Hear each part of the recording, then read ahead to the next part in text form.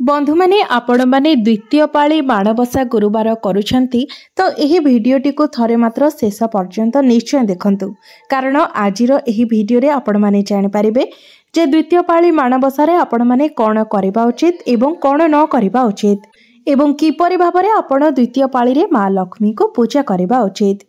तो बंधु माने एही द्वितीय पाଳି को समस्ते अपेक्षा करी रही थांती कारण प्रथमाष्टमी परे मांकर प्रथम थर पई माण बसिबो। तो यही द्वितीय पाଳି माणबसारे मांकर अति प्रिय रंग हेउची हलदिया तेणु हलदिया रंगर गेंडु फूल सोरिष फूल ए सबुरे पूजा हेब। ता सहित पद्म फूल मध्य मांकर सबुठारु अधिक प्रिय होइथाय। तो विभिन्न फूलरे मां को माण बसाइबे एवं विशेष करी आपण जदि मां को पद्म फूल लागि करंती तो यह सबुठारु अधिक भलो होइथाय। मात्र मने रखिबे जे आपण कन्यर फूल केबे भी मां को लागि करिवे नाही। एहा सहित आपण अपराजिता फूल मध्य मां को देबे नाही। तेबे मने रखिबे माणबसारे मांकर शाढ़ीर रंग धला किंबा हलदिया हेबा उचित। तेबे धला रंगरे जेमिति नाली रंग थिबो एवं हलदिया रे मध्य नाली रंग थिबो सेथि प्रति आपण ध्यान देबे। किंतु कबे भी आपण कला किंबा नील रंग किंबा अन्य कोनोसी गाढ़ा रंग मां को देबे नाही कारण ए सब रंग मां को पसंद होई न थाए। एही रंगर साड़ी मां को केबे मध्य पिंधाइबा उचित नुहे। एवं माणबसारे आपण जे खटुली पीढ़ा व्यवहार करिवे ताहा काठ किंबा पित्तलर हेबा उचित। एवं मने रखिबे जदि आपण काठर खटुली किंबा पीढ़ा व्यवहार करूछंती तो सेथिरे जेमिति कंटा बाड़िया न होइथिबो। कंटा थिबा पीढ़ा किंबा खटुली रे माण बसी न थाए। गौणी सेर माण बाउंसर हेले पूजा होई न थाए तो एसबु बेतर हेबा उचित किंबा पित्तलर हेबा उचित। तो एबे सबू पित्तल रे बहुत सहजरे ही मिल जाउची तो आपण माने पित्तलर आराम से व्यवहार करि पारिबे। माण बसाइबा पई आपण शारदा धान किंबा बासुमती किंबा देसी धान व्यवहार करि पारिबे एवं धानर रंग जेपरि धला होइथिबो अर्थात शुक्ल वर्णर धान आपण व्यवहार करिबे। नाली किंबा अन्य रंग रे पूजा होई न थाए। जो नारी माने माण बसाइबे से माने धला नाली किंबा हलदिया रंगर लुगा पिंधि गुरुवार माण बसाइबा उचित। सादा लुगा न होई सेतिरे जेमिति नाली रंगर फूल किंबा बॉर्डर थिबो सेथि प्रति आपण ध्यान देबे। आपण माणरे जे धान देबे सेही धान धोइबा समय अइठा किंबा संखुड़ी किंबा उषुना भातरे लागि माण धोइबे नाही। आपण भल माण मां को पई रखिबे जोंटा कि आपण अलगा रखिथिबे किंबा मासिक धर्म समय आपण माण धोइबे नाही। माण धोइबा समय मुंड धोई परिष्कार होई परिष्कार लुगा पिंधि आपण माण धोइबा उचित। पूजा पाई नुआ फल नुआ शस्य सबु पूजा रे लागि थाए। आखु मूला कंदमूल अँला इत्यादि नुआ नुआ फूल फल सबु माणबसारे लागि थाए। तेबे बुधवार दिन समस्त घर द्वार को लिपा पोछा करबा उचित। आपण गुरुवार दिन पूजा करिवे ब्रह्म मुहूर्त उठी पूजा करिवे तो गुरुवार दिन एसबु करा जाय न थाए। गुरुवार पूर्व दिन अर्थात बुधवार ठारु ही आपण निजर घर को संपूर्ण रूप से परिष्कार परिच्छन्न करि नैथिबे। घर अळंधु काढी नैथिबे। घरे कोनोसी असना लुगापटा पकाइबे नाही। घर द्वार को संपूर्ण भाव में भल भाव लिपा पोछा करिनेबे एवं जो माण आपण बसाइबे से माण आपण धोई नैथिबे। घरे चिता मध्य पकाई नैथिबे। घरर मुख्य द्वार बंध जदि आपणकर धान खला थाए तो धान खला तुलसी चौरा ठाकुर घर ए सबुठी आपण झोटी चिता पकाई देबे। पद्म फूल लक्ष्मी मां को पाद धान सिंचा हाथी सुंदर सुंदर फूल आपण झोटी पकाइबे। किंतु ठाकुरंग घरे आपण 16 कोठी पद्म मांकर सिंधुकर चिता निश्चय रूप से पकाइबे। जोंठी आपण माण बसाइबे सेठारे आपण 16 कोठी पद्म एवं मांक सिंधुकर झोटी चिता निश्चित भाव में पकाइबे एवं सिंधुक उपरे आपण मांकर कानफुल चूड़ी मंगलसूत्र ए सबुर चित्र आंकिबे। मांकर पुराणा वस्त्र ओढ़णी को गोबर हलदी एवं अँला पाउडर पकेकी धोई नेबे। मांकर वस्त्र सुखेबा समय जगी रहिबा उचित जेमिति कि काऊ किंबा अन्य पक्षी माने वस्त्र उपरे न बसी पारंती सेथि प्रति आपण विशेष रूप से ध्यान रखिबा उचित। तो बंधु माने आपण जोंठी कलश बसाइबे तो कलश तले आपण माटी रखी ता उपरे अरुआ चाउल रखिबा परे कलश बसाइबे। जदि माटी नाही तेबे आपण पंचशस्य रखिकी ता उपरे कलश बसाइबे। कलश भितरे नलकूଅ किंबा नदी किंबा कूअर ताजा पानी देबे। जदि सहर रे रहउचंती तेबे सही पानी रे आपण टिके गंगा जल पकाई नेबे कारण सहर रे प्रायतः टांकीर बासी जल ही व्यवहार होइथाए। कलश भितर आपण तंबा सुना किंबा रूपार कौनसी जिनिस किंबा गोटे कॉइन पकईदबा उचित। यह अधिक शुभ होता है। पूजा पर यह जिनिस को बाहर करें। माँ को पाई प्रसाद केवल पित्तल बासन रे ही लगाइबा उचित।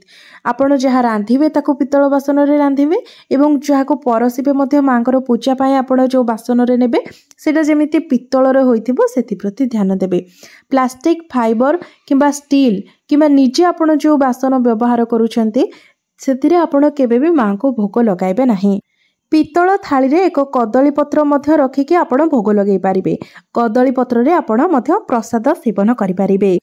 माँ लक्ष्मी को पूजा रे लागिथिबा समस्त प्रसाद आपण निजे एवं आपणको परिवार लोक माने खाइबे।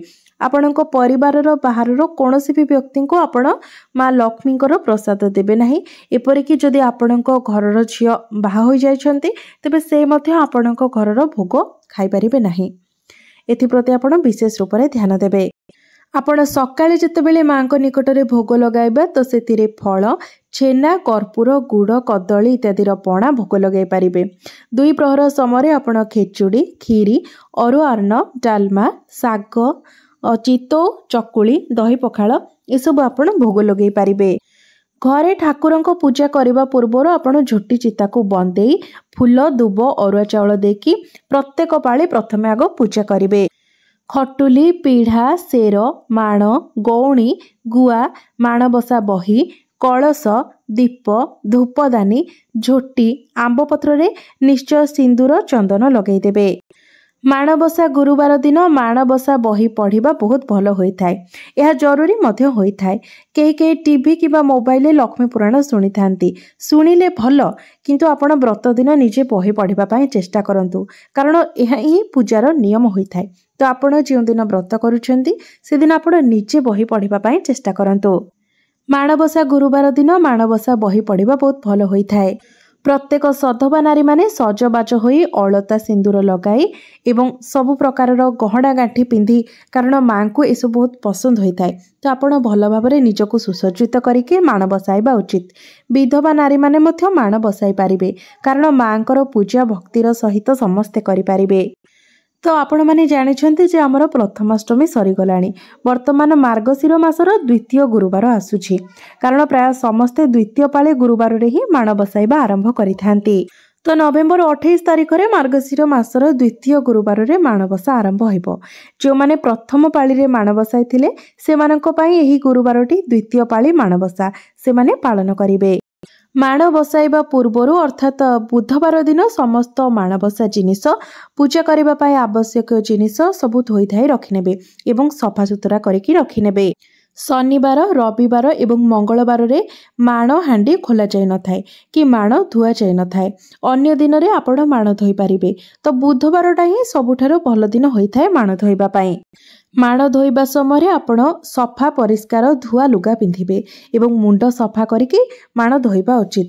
अर्थात आपण तो जानते गुरुवार दिन मुंड धुआ जाए नहीं तो बुधवार दिन आपण मुंड सफा करि नेबे। सेही लुगारे आपण जो लुगारे आपण माण धोइबे से लुगारे आपण खाइबे नहीं। परिष्कार लुगा पिंधिकी माण धोइबे जेमिति कि खटुली पूजा जिनिस सेर माण गुआ पीढ़ा पित्तल कलश थाली दीप धूपदानी एसबू को आपण बुधवार ठारू ही धोई नेकी रखिदेबे। माँकर चुनुरी शाढ़ी एसबू माण जिनिस को एक सफा जगार सुखाइबे। माँकर ओढ़णी शाढ़ी इत्यादि एमिति स्थान रे सुखाइबे जेमिति कि कौनसी पक्षी सेही शाढ़ी सेही सबू वस्त्र उपरे न बसी पारंती किंबा से वस्त्र को केवड़े न नहीं जाई पारंती। बुधवार दिन ठारू समस्त जिनिस सजाड़ी रखिबा उचित। पूजा पाई आवश्यक जिनिस फलमूल प्रसाद पाई पनीपरिबा ए सब किछि। तो आपण गुरुवार दिन ब्रह्म मुहूर्त अर्थात जदि आपण पारिबे तो राति 3टारू आपण उठी जिबे एवं स्नान सारी आपण कलश पूजा झोटी चिता पूजा करिकी शंख हुलहुले देकी माँकर श्रद्धारे पूजा करिबा उचित। तो जहार जोपरी घरे नियम अछि आपण सेही परि भाबे पूजा करिबे। बंधु माने गुरुवार दिन माँ स्वर्गरु आमर धराधाम को ब्रह्म मुहूर्त ही आसी थांती। तो आपण जदि ब्रह्म मुहूर्त उठिकी माण बसाउचंती तो यह आपणको पई बहुत शुभप्रद हेबो। माणबसा दिन आपण काहाठारू अर्थात पर घरे कौनसी जिनिस खाइबे नाही, अन्य को गाली देबे नाही, छोट पिला माननकु बाड़ेबे नाही, किंबा गुरुजन माननकु आपण अपमान करिबे नाही, किंबा गुरुवार दिन आपण मिछ कहबे नाही। विशेष करी गुरुवार दिन आपण आमिष भोजन करिबे नाही, किंबा गृह रे कौनसी प्रकारर तामसिक भोजन करिबे नाही। घरे केही भी गुरुवार दिन मद मांस एसबुर भक्षण करिबे नाही। गुरुवार दिन मध्य आपण ब्रह्मचर्य व्रतर पालन करबा उचित, अर्थात स्वामी स्त्री एही दिन संपर्क रखिबा उचित नुहे। गुरुवार दिन दिन समय सोई रहिबा उचित नुहे, किंबा घरर अलिया आपण बाहर करबा उचित नुहे, अळंधु सफा करबा उचित नुहे, लुगा काचिबा मध्य उचित नुहे। तेबे बंधु माने आपण जदि माण बसाउछंती तो निश्चित रूपे नियम पूर्वक आपण माण बसांतु एवं भक्ति श्रद्धा सह माँ लक्ष्मी को आपण पूजा करंतु। आपण माने जानिछंती श्रिया चंडालुनी मध्य निज भक्ति एवं श्रद्धा द्वारा माँ को निजर भक्ति रे बांधि पारिथिला। माँ लक्ष्मी तार चाल कुटीर घर को मध्य धाई जाइथिले, कारण माँ लक्ष्मी को पाई आपणक श्रद्धा आपणक भक्ति ही सबुठारु बड़ जिनिस होई थाए। तेबे बंधु माने मोर ही भिडियोटी जदि आपण मानकु भलो लागि थाए तेबे भिडियोटी को लाइक करी चैनलटी को सब्सक्राइब करि देबे एवं कमेंट बॉक्स रे भक्ति एवं श्रद्धार सहित जय माँ लक्ष्मी निश्चय लिखिबे।